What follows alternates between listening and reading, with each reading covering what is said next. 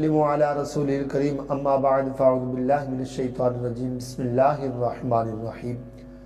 حضرت محترم حضرت سیدنا عمر بن عبدالعزیز رضی اللہ تعالی عنہ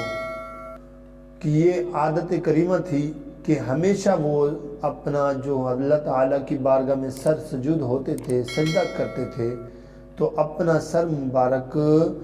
مصلی کے بغیر زمین پر ہی سجدہ کرتے تھے اور سجدے کی جگہ کوئی مصلی وغیرہ نہیں بچھاتے تھے۔ بحر شریعت کے اندر بھی یہی ہے کہ بحر شریعت کے اندر لکھا گیا کہ زمین پر سجدہ کرنا اچھا عمل بھی ہے اور مستحب بھی ہے، اور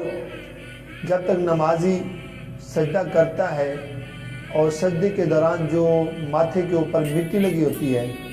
جب تک وہ مٹی لگی رہتی ہے ماتھے کے اوپر، تو اللہ عز و جل کے نوری مخلوق فرشتے جتنے بھی ہیں وہ اس سجدہ کرنے والے کے لیے دعائے مغفرت کرتے رہتے ہیں۔ اللہ عز و جل سے دعائے کہ اللہ عز و جل ہمیں سر سجود ہونے کی توفیق عطا فرمائے، آمین بجاہ النبی الامین صلی اللہ تعالی علیہ وآلہ وسلم۔